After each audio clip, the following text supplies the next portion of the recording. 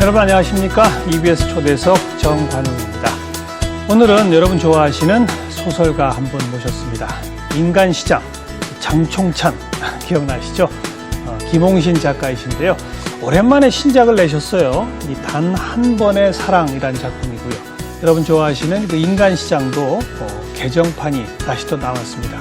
이 작가로서의 활동을 왕성히 전개하고 계셔서 오늘 초대했어요. 김홍신 선생님, 어서 오십시오. 예, 안녕하세요. 반갑습니다. 예. 네. 대발에 쓰신 게 한참 전이죠? 2007년이니까요. 2007년이니까 벌써 한 8년? 예. 그렇죠. 7년, 8년. 네. 그 사이에 그러면 작품을 하나도 안 쓰셨던 거죠? 그동안에 이제 수필집, 그러니까 인생사용 설명서라든지. 맞아요. 예. 그런 수필집은 몇 권 썼는데 소설은 정말 쓸 수가 없었습니다. 못 쓰셨어요? 대발했을 때 너무 고생을 해서. 대발해가 5권짜리든가? 10권입니다. 대발해도 10권이군요. 그러니까 이제 발해 역사 229년 이야기를 전체를 썼기 때문에 그때 12시간씩 책상에 앉아서 3년간 두문불출하고 하루에 20매 이상, 저는 아직도 만년필로 쓰거든요. 아이고. 그러니까 그때 너무 고생을 한 어깨 트라우마. 괜찮으세요? 어깨 괜찮으세요? 지금도 가끔 이렇게 저게 옵니다. 예. 마비가. 예. 그러니까 이렇게 글을 쓰다가 했습니다까지 쓰려고 하면 안 돼요. 해서 이게 마비가 오면은 얼른 놔야지. 그렇지 않으면 이게 손이 뒤틀리거든요. 이렇게 또 풀고, 손 풀고 이렇게. 그래서 한 1, 20분 손을 풀고 나서 써야 되는데 그 트라우마가 남아 있어서 소설을 영 못 쓰겠어요. 무서워서. 겁나서요. 아니, 컴퓨터 자판 이거 못 하세요? 못 합니다. 안 배우셨어요? 네. 이게 편한데, 이거. 글쎄 편한 건 아는데 네. 머리가 아파요. 정리가 안 되죠? 정리가 안 됩니다. 예. 그래서 아직도 손으로 쓰고 있는데 예. 이 트라우마를 해결하지 않으면 앞으로 계속 못 쓸 것 같은 생각 때문에 좀 억지를 부려서 썼습니다. 이번에? 예. 그러니까 국회의원 하시다가 그만두시고 몇 년 정말 두문불출 하시더니 대발해라는 큰 작품을 들고 오셨지 않습니까? 그랬습니다. 그래서 이게 이제 엄청난 작품들이 막 쏟아져 나오나 보다 했는데 진짜 전혀 소설에서는 흔적이 없었어요. 예. 그러다가 단 한 번의 사랑. 이건 물론 한 권짜리 장편이긴 합니다만은 어떻게 연애 소설을 또 들고 오셨어요? 그동안 이제 역사인식이나 사회 비판적 글을 쓰다가 연애 소설, 사랑 이야기를 정말로 한번 젊어서부터 제대로 쓰고 싶었던 욕구가 있었습니다. 그래요. 사람은 누구나 다 사랑의 전과자이긴 한데. 사랑의 전과자? 네. 무슨 대중가요 제목 같습니다. 예. 첫사랑이든 짝사랑이든 아니면 지난 사랑이든 누구나 다 사랑은 해본 거거든요. 그런데 전과 몇 범이세요, 그때? 그게 중요합니다. 전과 여러 범이죠. 그런데 나이가 들어도 정말로 아주 진한 그리고 영혼이 불타고 육신이 말라 비틀어지고 사랑이라는 용광로 안에 첨벙 뛰어들어서 한 줌의 재도 안 될 만큼의 그런 사랑을 하고 싶다는 욕구가 늘 있어요. 표현이 그냥 사랑의 용광로에 첨벙 빠져 이제 웃어도 되는 겁니까 이거? 예. 그런데 저만 그런 게 아니더라고요. 남들도 그런 사랑에 대한 어떤 애절한 욕구가 현상, 그러니까 지금 내가 결혼했다든지 연인이 있다든지 나이가 있다든지 이래서 못하는 것뿐이지 그런 욕구들이 누구에게나 다 있다 이런 생각 때문에 애절한 사랑 이야기를 써보자 이런 생각을 한 겁니다.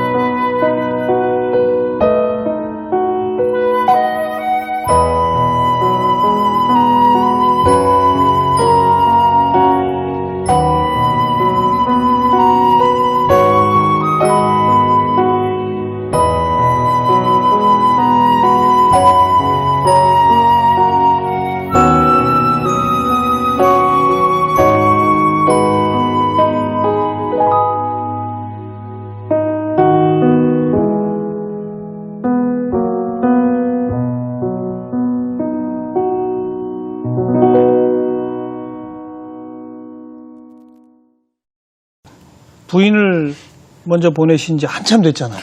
예, 11년이 넘었습니다. 그죠? 그 11년 요즘 연애가 잘 안 되시나요? 제가 안 되는 게 아니고 상대가 안 되는 것 같아요. 뭐냐면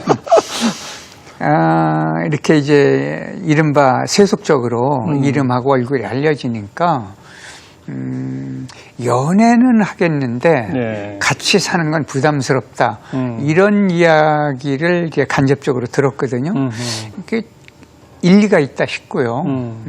저도 마찬가지죠. 만약에 그 굉장히 사회적으로 알려진 여성이라면 예. 제가 접근할 수 있을까? 못할 것 같아요.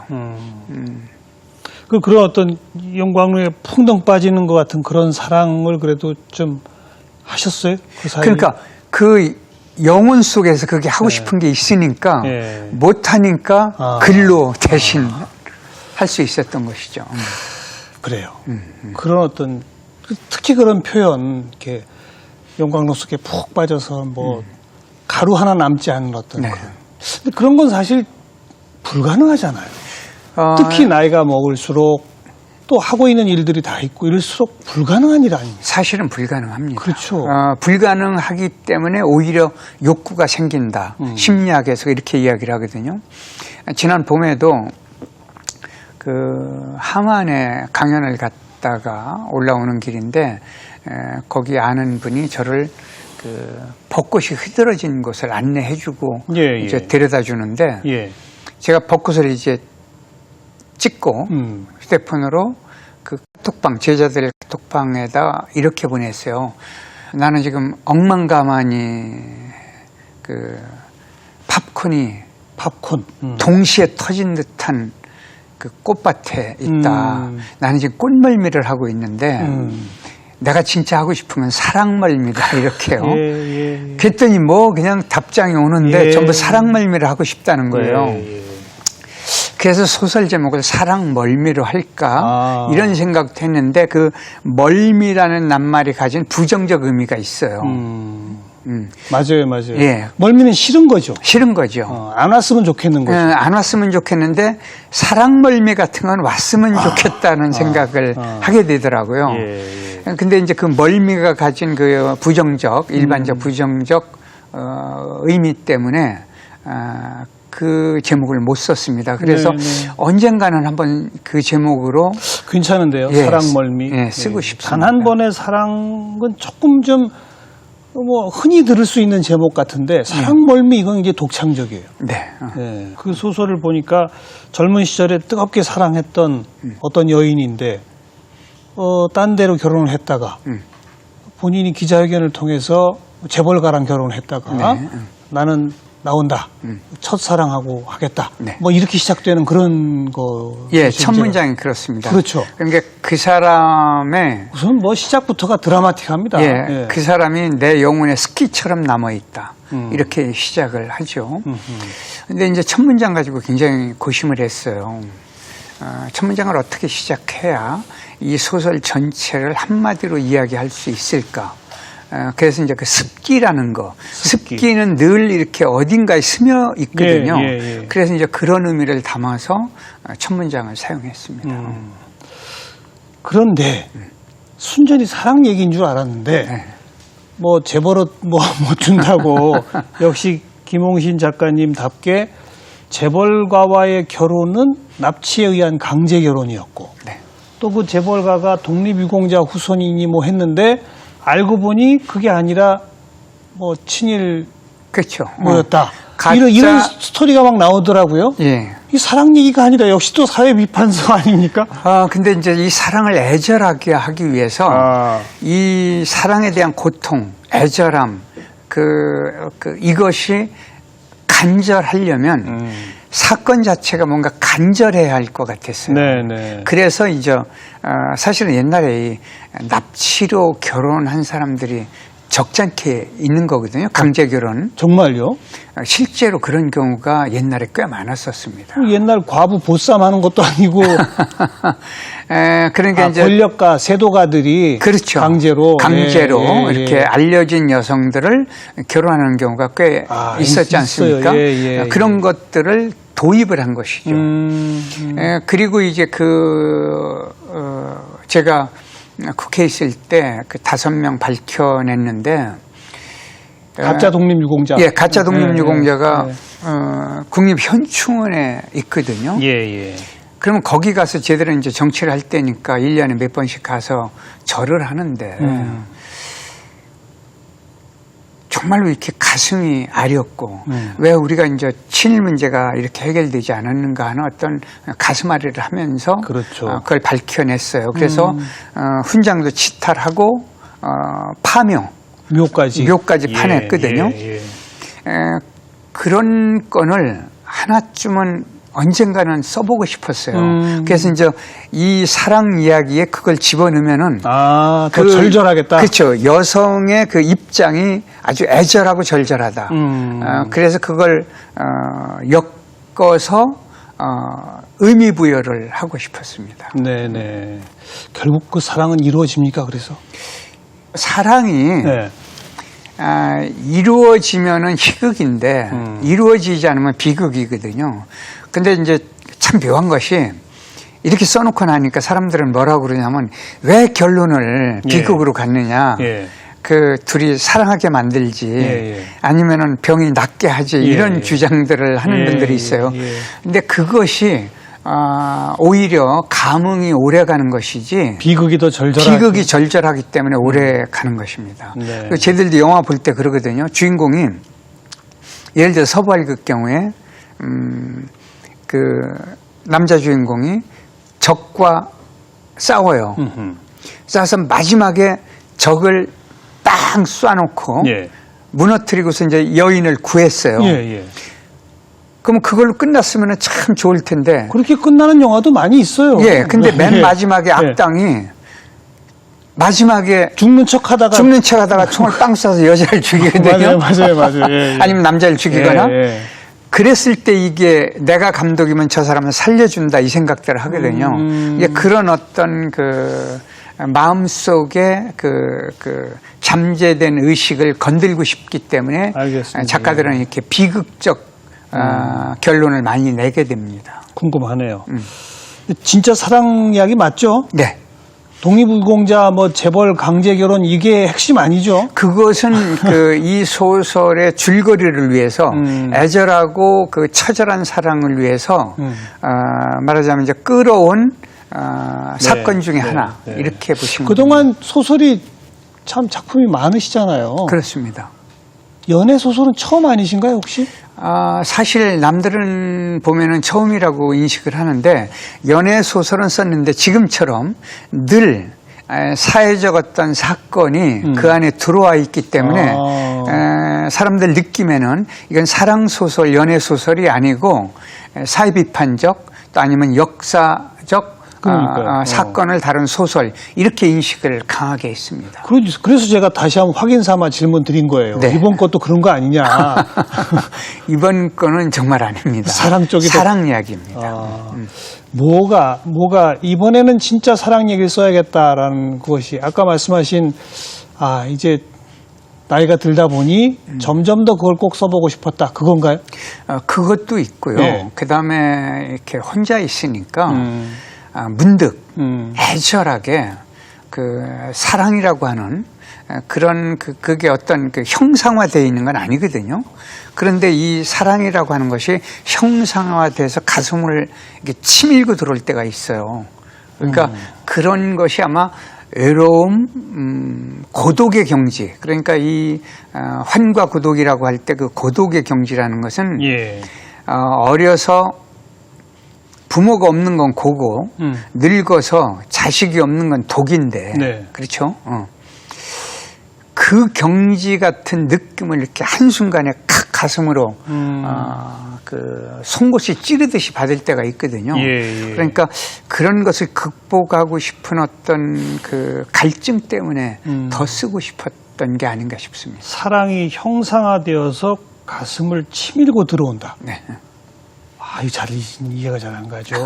그냥 문득 외롭다 이런 느낌일 거는 같은데 그렇죠?